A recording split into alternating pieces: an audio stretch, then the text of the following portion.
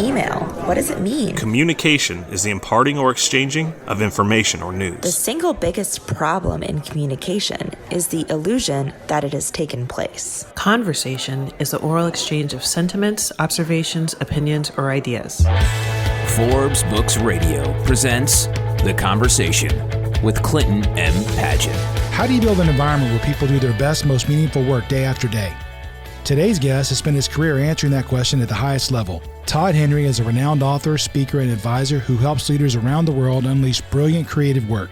He's the author of 6 powerful books, each packed with frameworks to lead teams with authenticity, foster innovation, and drive results that matter. Todd is also the creator of The Accidental Creative, a trusted voice for millions seeking to navigate the tension between creativity and productivity. His work has helped top organizations around the world develop leaders who can cut through complexity and build cultures where people and ideas truly thrive. Todd, thank you so much for joining us today on The Conversation. I can't wait to get started. Clint, it is so good to finally see you face to face. We've been talking about doing this for a while, so I'm glad we were finally able to make this work. I really, really appreciate it. You have so many books, but the one I was deep diving on was The Accidental Creative, which I absolutely loved. And of course, that's going back in the day. I think it's maybe one of the first ones you wrote, but I hope you don't mind me deep diving on that one a little bit. I would love that. And full disclaimer here, it was, I think, 16 years ago that I wrote the book, and it came out in 2011. So I will do my absolute best to remember, as long as it's not, okay, on page 73 in the second paragraph. No. Yeah, okay. It's not a book report. I don't think there'll be anything that surprises you. Okay. So I like to think of all the people who come on my show as superheroes, and all superheroes, of course, have an origin story. So what's yours? What got you to where you are today? That's a great question. So I was a young creative director, and this is the early 2000s, and I was really struggling with my team. We had a team of really talented people. We were struggling we had to come up with ideas consistently. I went looking for some help. We're based in Cincinnati, Ohio, and Cincinnati is the home of a couple of larger organizations that some people may have heard of, Procter & Gamble and Kroger, and at the time Macy's was based here. So there are a lot of creative agencies here in town. A lot of big brand design firms have a presence here in town. So I would go to some of my creative director friends at some of these places and say, what are you doing? How are you keeping your team fresh? And they're like, what do you mean? How do we keep them? Like, we just, burn through a crop and bring in the next crop, right? Or whatever. Like, that's just kind of the way that we think about it. And that didn't sit right with me when I was, kind of talking to them. So I started looking for some ways, some practices, methods that I could use to help my team stay engaged, and stumbled upon some stuff that worked. And so I thought, well, nobody out there is really talking about this. So in 2005, I started a podcast called The Accidental Creative. And at the time, it was like, there were like maybe a couple hundred podcasts in the world. I mean, it's like really, really early, in the podcasting space. But I thought, I want to put something out there just to help other people who are wrestling with what I'm wrestling with. And there wasn't a business. I wasn't trying to launch anything. I just wanted to share some of what I was learning. And much to my surprise, it kind of took off. In fact, about 3 months after I launched the first couple of episodes, I went looking for podcasts to listen to, and I came across one called The Accidental Creative, and it was one of the top podcasts on iTunes at the time. And I thought I had stolen someone else's name. I thought, oh no, there's already one called The Accidental Creative, and it was my podcast that was apparently like being listened to by all these people. I had no idea.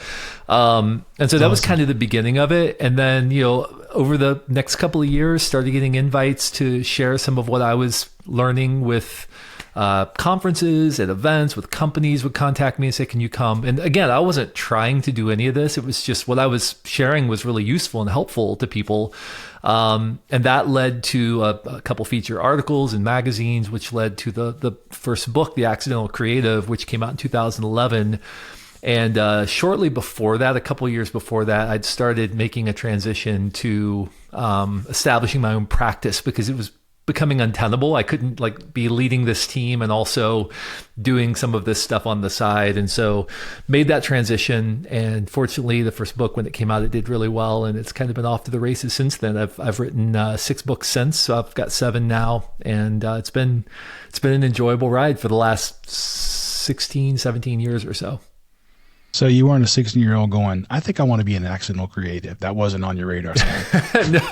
No. Although, what's really interesting is, so my very first pursuit. Part of the way I put my way through college and also right after college was I was a musician. So I was a singer-songwriter, and I would spend a lot of time performing. So I was on stages a lot and had to figure out, often as the singer-songwriter, I was the opening act for some of these like larger acts. So I was being brought in to sort of like open to warm up the crowd for these big names that had some hits and stuff coming through.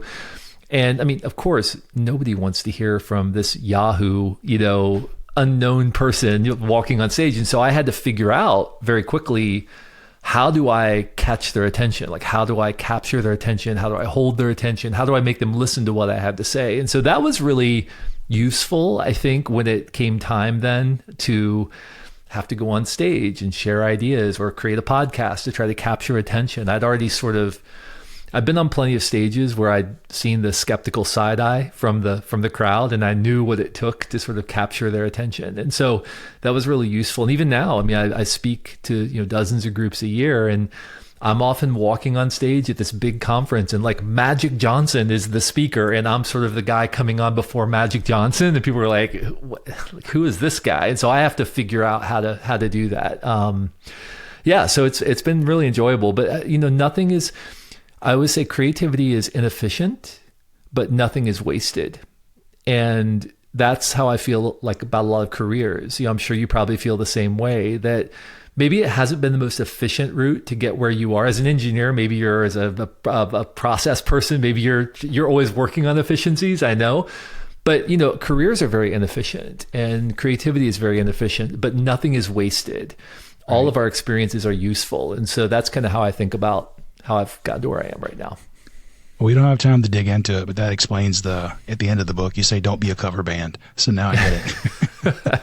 Yeah, because what's funny is, cover bands don't change the world is kind of the way I signed off the podcast for a number of years. And the reason is because I saw a lot of people out there who would go out and they would play cover music. They would imitate other people and whatever. And that's fine. It's a great way to make a living. You can make a living as a cover band. That's fine.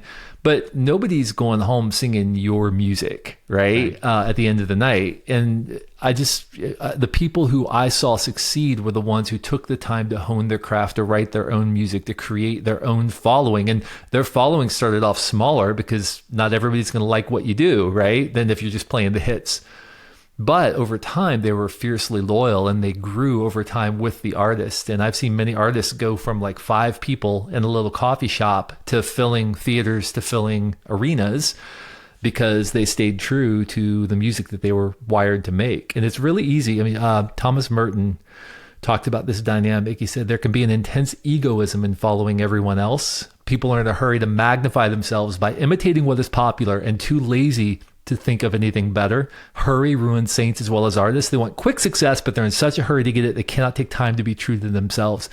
And I think many people are in such a hurry to be successful that they can't take the time to be true to themselves. They want the quick success that comes with just imitating what other people are doing. But in the end, that's a very shallow form of success. I mean, externally, it might look like things are fine, but internally, I think you'll always be questioning, what if? Could I have done more? Is there something I could have contributed that would have been unique to me, that would have been more gratifying? And I think also you may be quicker, but your ceiling is lower.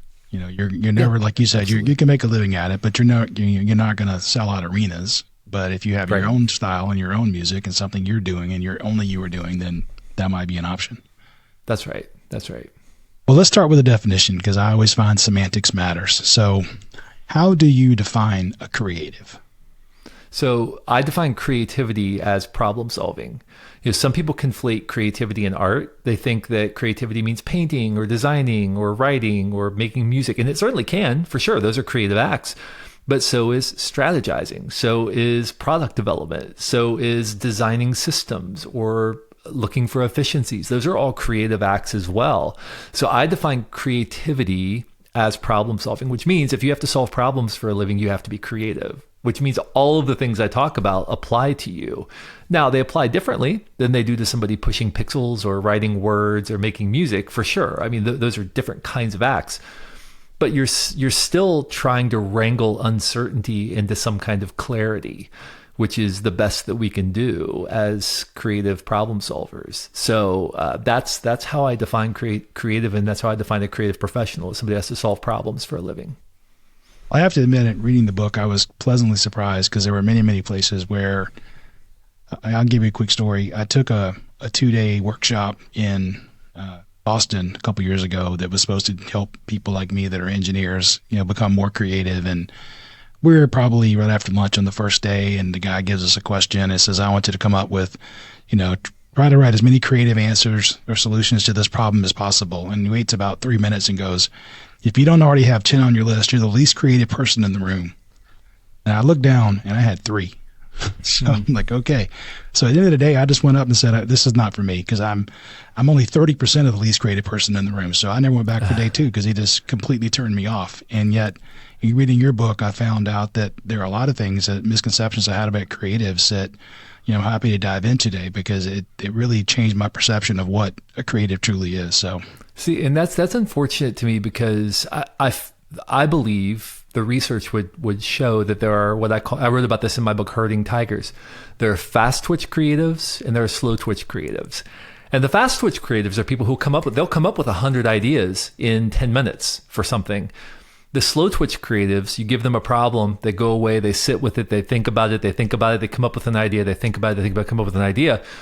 But the way that their brain works is they have to process and think systemically. A lot of those 100 ideas that the fast twitch creatives come up with, 98 of them are shallow. They don't really take the full problem into consideration. And so they're not really all that useful. Sure, you might say they're creative because they come up with a bunch of ideas. But the slow twitch creatives are systems thinkers often. And so they're thinking of how do all of these things come together to solve the problem I'm trying to solve. And so their responses tend to be more mature. Doesn't make them less creative. They're just differently creative. And I think it's unfortunate because a lot of organizational creativity and brainstorming technique methodology really sort of leans into the fast twitch creative mode, which is let's come up with 50 answers really fast. And so what happens is slow twitch creatives, and by the way, I'm a slow twitch creative, will sit in the corner and they'll be like, well, fine. 7 people dominate the conversation in a room of 30 people, right? And that's just not the way the creative process should work. Yeah, so a couple of things that makes me think of. One is, in the book you said that, I was really surprised when I read this. It says that creativity needs structure, which was one of the things my perception was, I'm a creative, don't box me in. That's not necessarily the case. No, not at all. As a matter of fact, I think it's Orson Welles who said that the absence of limitation is the enemy of art. And what that means is we have to have boundaries in order to channel our resources. A river without banks runs dry on the plain, right? But a river with banks runs deep. And so we need boundaries within which to channel our creative energy. In Herding Tigers, one of my later books, I wrote about this concept of bounded autonomy, freedom within limits. And great leaders understand how to set boundaries. So say, hey, here's some clarity around what we're trying to do and what you can and can't do. But anywhere within these boundaries, go for it, right? Like play, experiment, do what you want, but here are the boundaries. So like we're sort of channeling energy, but it's not complete freedom. Complete freedom is not useful to creative professionals. Maybe if you're an artist, maybe if you're just, painting, like making one painting a year and it's like you have all the time you want because you've got a patron who's just supporting your lifestyle, whatever. But most of us are having to create on demand, meaning we're having to deliver results by Tuesday at 2 p.m. in order to keep our job. Well, complete freedom is not useful. What we need is clarity in the midst of uncertainty, which means boundaries. So most mature creative professionals that I've worked with crave boundaries.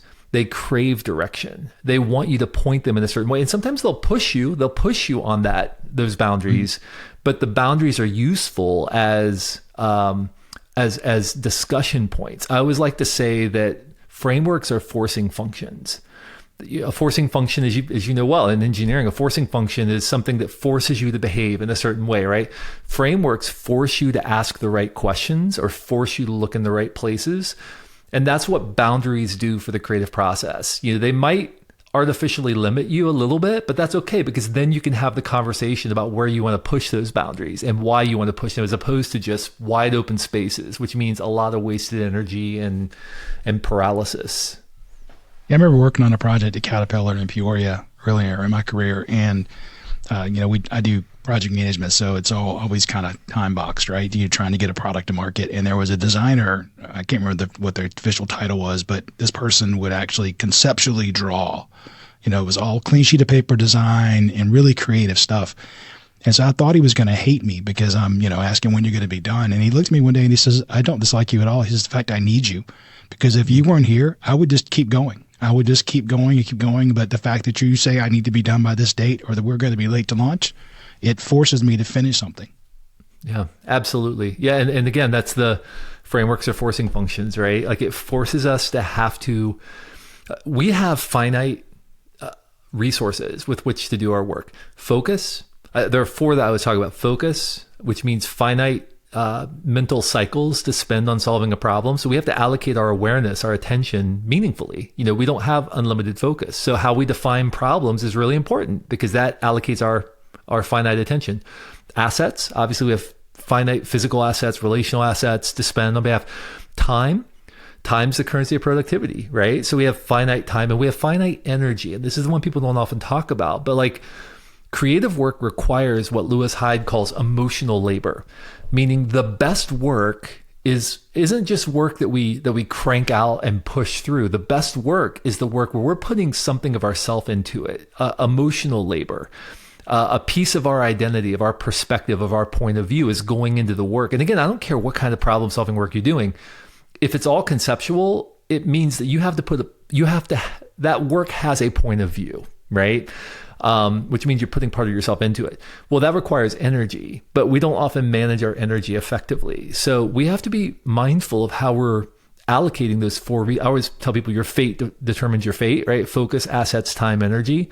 How you allocate those 4 resources is really important. And so for leaders, especially, it's important that we keep our eye on, how am I defining problems? And am I putting my team against the right problems? Are we still solving the right problem? Because sometimes the problem changes as the project goes on. And so constantly asking, what problem are we solving now? What problem are we solving now? Are we still solving the problem? Okay. Because otherwise you can succeed your way into failure if you're not careful. So focus is really important. Assets obviously are important, but that's all we tend to assets and time are the 2 we focus on, right? For whatever reason. And then energy, just making sure that we're creating space within the process, that we're pruning the non-essentials so that people have the emotional bandwidth to do the deeply challenging work that we're asking them to do. Yeah, I was going to ask that question later, but since you brought it up, when you talk about pruning, that's obviously from philosophically makes sense in your head, but in your heart, that's hard to do, because you're carving off things you put blood, sweat, and tears into, right? Absolutely. Well, that's one of the biggest reasons why people don't, is because of, loss aversion, or because of the sort of sunk cost fallacy, which this idea that, but we've put so much time into this thing and we don't want to let go of it, or, well, this is a tradition. It's a ritual. We always do this thing. Right. It's fine. But sometimes, one of the things I wrote about in one of my later books is this concept they call bury the butterfly, which is, this weird way of saying, I was taking a walk one day and I came across on the side of the road, there was this beautiful monarch butterfly that was just laying there. It was dead on the side of the road. And for whatever reason, I just felt like compelled to like bury this beautiful thing. I was like, it's not right that this beautiful creature is just like laying here decaying on the, so I was literally out for a walk and I dug with my hands and like buried the butterfly. But, there are really beautiful things in our life, beautiful parts of our life, dreams, aspirations, great projects, great systems, great companies, all of these brands that are really beautiful, that had a beautiful life. And now they've reached the end of their viability, and we're often really hesitant to let go of them. And I'm like, sometimes you just have to bury the butterfly, man. I know it's beautiful, but it's dead or dying, and you just need to bury it because it's not viable anymore. But we're really hesitant to do that. We hold on to it for too long. We don't give ourselves the dignity of a clean burial sometimes. Instead, things kind of linger. And then the unfortunate part is we're still kind of holding on to it. And so it just clutters the works for all of the really important stuff that we're trying to do. So we have to be brave enough to let go and to move on to what's next. Going back when you said you have a finite amount of time, I mean, everything you're saying yes to means, at some point you got to say no, right? And maybe say no to the one it needs to go away. And that's hard, I know, because you have a sense of ownership and you're invested, but the right thing to do is to let it go. It is, and I work with a lot. Like I work with a lot of organizations who have young people in their organization, right? And there's this kind of fetishization. Is that a word? Fetishization. There's a kind of a fetish. Okay, there we go. There's a kind of fetish right now in like on Twitter and like all these like sort of where gurus will go on and give you all this advice, right? And it's like, Steve Jobs was successful because he said no, right? Or Elon Musk or whoever, like name your entrepreneur, was successful because they said no and they just focused on the, and I'm like, well, yeah, I mean, if you want to pick and choose, that's fine. But I think, I mean, personally, my perspective, and this is what I'm telling my kids, my now adult kids, is listen, your job in your career for the first 10 years of your career is really just to figure out how to be as resourceful as possible, which means saying yes to a lot of things. And sometimes you're probably going to overextend yourself in the first 10 years of your career as you're trying to figure out, like, where am I really useful? Where is my lever the longest, right? And so you're probably going to do a lot of things poorly as you're trying to figure out what you're good at, but just say yes as much as you can, because you never know when you're going to stumble upon the thing that is like, wow, I'm uniquely valuable in this way. Like, I've made myself indispensable in this way to this organization, whatever. That's something I can build on. But a lot of people, because they're in this say no and just focus on the thing, like, how do you know that's the right thing? When you're in your 20s, I mean, quite frankly, like, you're kind of stupid. Like, I don't mean stupid, like intellectually incapable, but I mean like in the purest sense of like, you don't know what you don't know. Yeah. Like, you don't know what you're good at. You don't know what you're going to emerge into. Like, I thought I was going to be a musician when I was 23. I had no idea the capacities that I had in me to do other things. And so I think the idea of choosing and saying no is really important, and we have to be good at pruning, but we also have to be really good at being choiceful about where we say yes and making sure we're saying yes in meaningful ways that are going to teach us something, where we're going to learn something. Even if we fail, we're going to learn something from it. And so as we go through life, like, I say no a lot more now than I used to, because I have my knowledge base is a lot bigger about what I'm good at, what I'm not good at, right? But when I was in my 20s and 30s, I was saying yes to all kinds of things I probably should not have said yes to, but that's what led me to where I am today. That's what gave me the opportunities and the relationships and all that stuff to be able to do the things I'm doing right now. So yeah, it's a tricky thing, right? Pruning is a tricky thing. And you gave a good example in the book from your personal life, because you were doing the music thing, you're in a bunch of different groups and creatives, and you had your family, and at some point you had to cry uncle and go, okay, we need to, my family's about ready to kill me. I need to do something different. So absolutely. Yeah. And that was a really, really busy time of our life. And that was, what's interesting is that was about the point where I was starting to say, I learned now as I'd said yes to so many things, and I'd learned a lot. And I was like, okay, now I need to start saying no, because now I have other people dependent on me, dependent on my time. Like, I had 3 kids and a wife, and I was running this nonprofit, and I'm trying to do work, and I'm writing a book, and I'm doing all these things.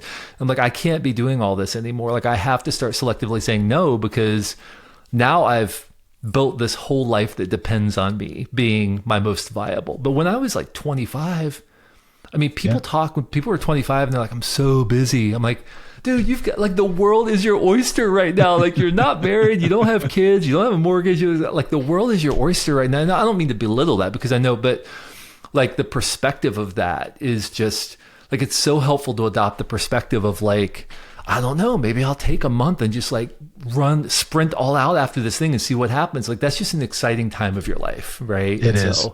It definitely is. I'd like to go back there sometimes.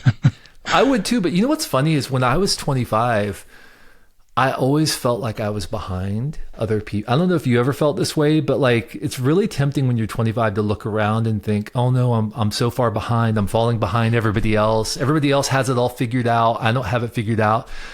And so just a little bit of freedom also to younger people who might be listening to this, like, nobody has it. Nobody has it figured out. The people who are in their 40s and 50s who you think have it all figured out, they don't have it all figured out. Like, they're still kind of figuring it out as they go, right? And so we have to each run our own race. Like, that's what it all comes down to. And at the end of the day, you have to do the work that's laid out for you, that's in front of you. And don't worry about what everybody else is doing. You just focus on your thing, do your thing, and do it to the best of your ability, and things are going to work out fine for you.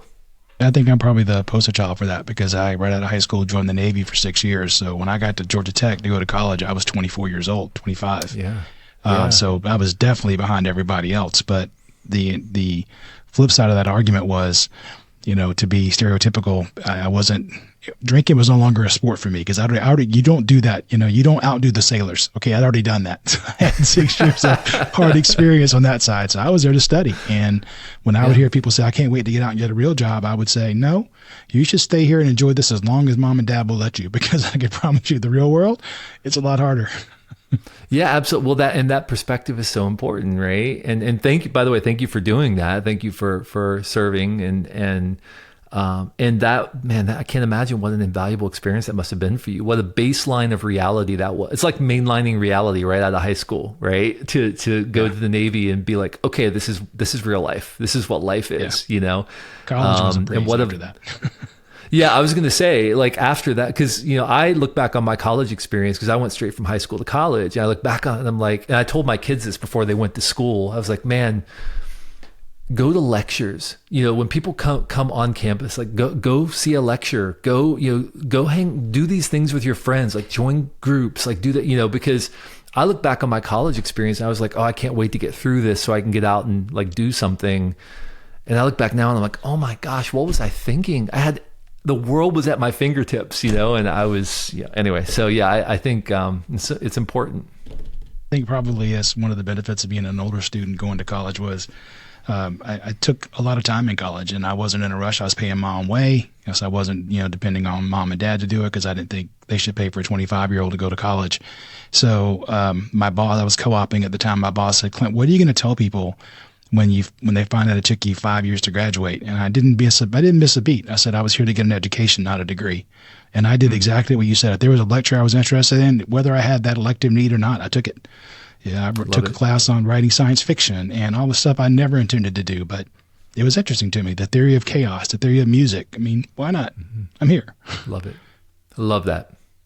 So another big surprise for me, because I'm a team guy, and I really thought that when I think of creatives, I think of them, this mad scientist in a silo coming up with really cool things, and yet you talk about most creativity does not occur in a silo, and you give this visual that I loved. You said most of the time, brilliant creations are the result of teams of people stumbling awkwardly into the unknown, which I love that. Yeah. So it's not a single person necessarily, right? It's a lot of the ideas come from that brainstorming you were talking about earlier.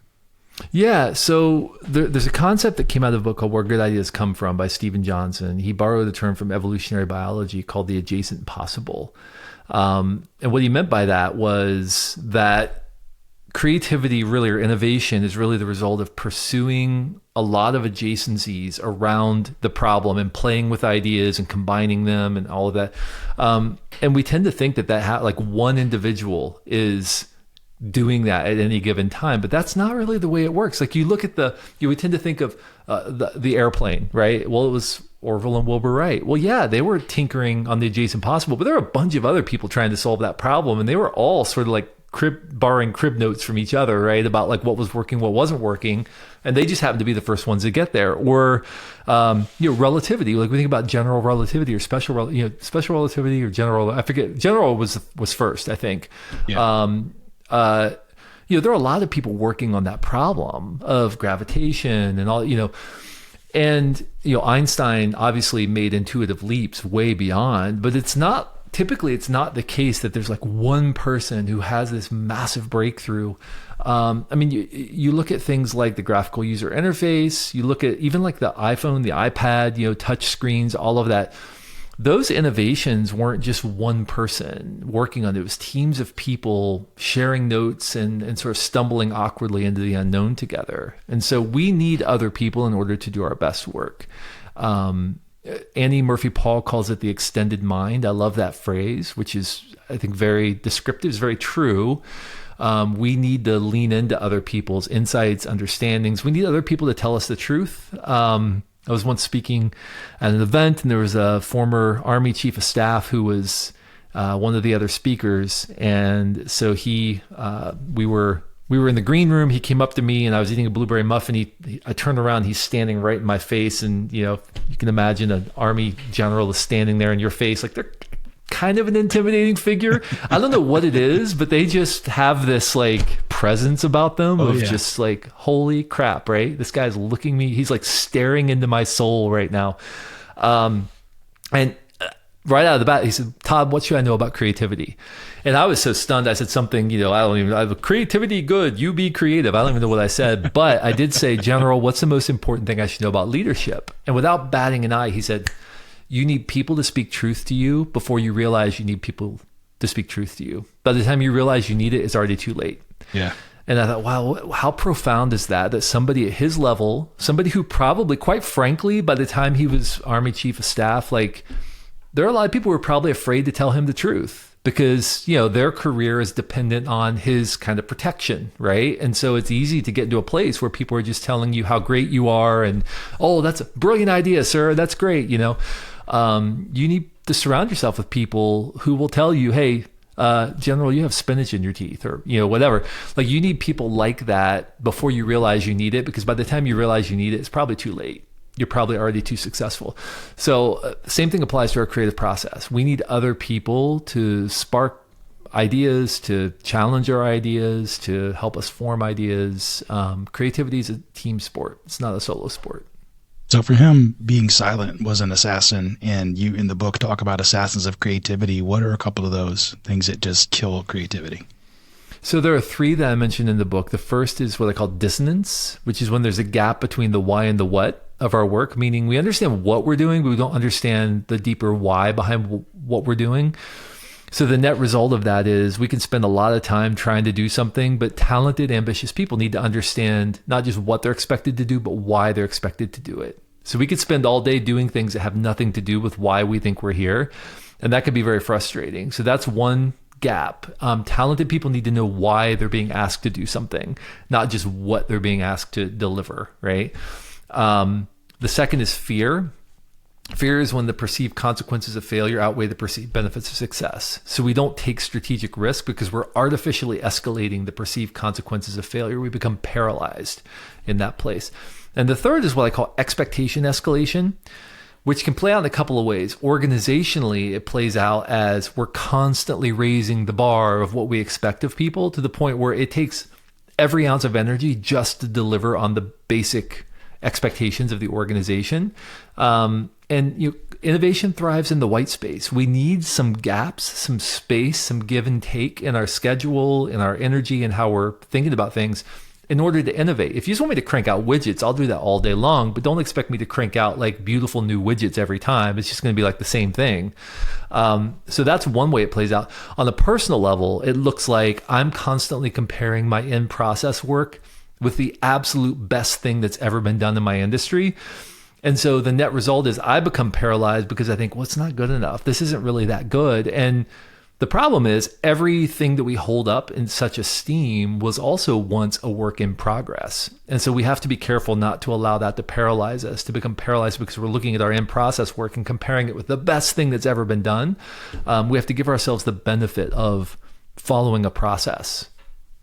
So dissonance, fear, expectation, escalation, those are the 3. You said fear of failure. I think you also mentioned in the book fear of success, and that becomes the new benchmark that you have to hit every single time. And so, which is also, then you don't swing for the fences. You just want to hit something you know will be considered successful, because if you swing for the fences, you might strike out. That's right. Or that becomes, you're afraid you can't keep delivering on that, right? And that becomes the baseline expectation too, which leads into the expectation escalation thing I was talking about. But if once an organization knows you can do it, they expect you to do it every time. It doesn't matter what it took you to do it. They expect that to be your deliverable every single time. And so some teams learn how to sandbag over time. They're like, well, okay, I don't want to over deliver because I don't want to have to do this next time. Like it completely cost me this time. I don't have to do it next time. Yeah, I often say in the classes that I teach, what is the reward for doing such a great job? Congratulations. He wants you to do it again. He wants you to do it faster this time. That's right. That's exactly right. Well, I want to be respectful of your time. Let me see if I can squeeze 2 or 3 quick hitters in. One is, what is your thought? I know you talk in the book about focusing and multitasking. I have this theory that, well, it's not theory, it's actually documented, that people are not multitaskers. They are really bad serial unitaskers. And there's that, you lose so much time when you switch from one thought to another. So but you talk about clustering, which is a little bit different than multitasking. What do you mean by clustering? Yeah, so you're right. We don't multitask. We rapid task switch. And there's always a task switching penalty every time we do that. And sometimes it can take up to 20 minutes to really regain our depth of thought, depending on the kind of work we're doing. But if we're already in that deep, focused work mode, we can maybe sometimes shift from one problem to another without having to pay that task switching penalty because we're already in deep thought mode, right? Our brain's already functioning in that way. But if we're constantly breaking away and doing an email, then coming back and then doing a phone call and then coming back, we're having to switch from the executive part of our brain to sort of some of the deeper parts of our brain that are thinking systemically. So clustering just means putting similar kinds of work together. So block off what my colleague Cal Newport calls deep work, right? Block off time for deep work where you're going to spend 2 hours solving problems. That's all you're going to be doing is focusing on solving problems for 2 hours. Don't answer emails, don't do social media, don't just do that deep work. And then cluster your email answering time, like answer all your email in an hour and just go nuts, go wild. Don't worry about the problems you're solving, right? But when we do that, we lessen that task switching penalty that we often pay when we're sort of going from shallow work to deep work, to shallow work to deep work. Another one is you mentioned the 7-word bio. Why do you recommend that? I think it's really helpful to be able to articulate who you are and what you do in a really succinct way. So I've called myself an arms dealer for the creative revolution. That's my 7-word bio. And it's worked really well for me because A, it always gets a little bit of a giggle when I say it, but B, it's just a really good way for me to contextualize what I'm doing. That's what my life's about. I'm an arms dealer for the creative revolution. That's what I do. So it's just a useful way to have a little tagline for yourself. It looks like you wrote one for your company. It's freedom fighting for the creative class. Yeah, that was the accent. Yeah, exactly. It's similar, right? We're freedom fighting for the creative class, and I'm the arms dealer for the creative revolution. Yeah. All right. How do you define greatness, and why does our definition define our life? Well, I think that everybody has to define greatness for themselves because I do think that how you define greatness defines you. I think that at the end of the day, what you're striving for, what you're striving toward, what you're comparing yourself against, the benchmark you set for yourself defines your life.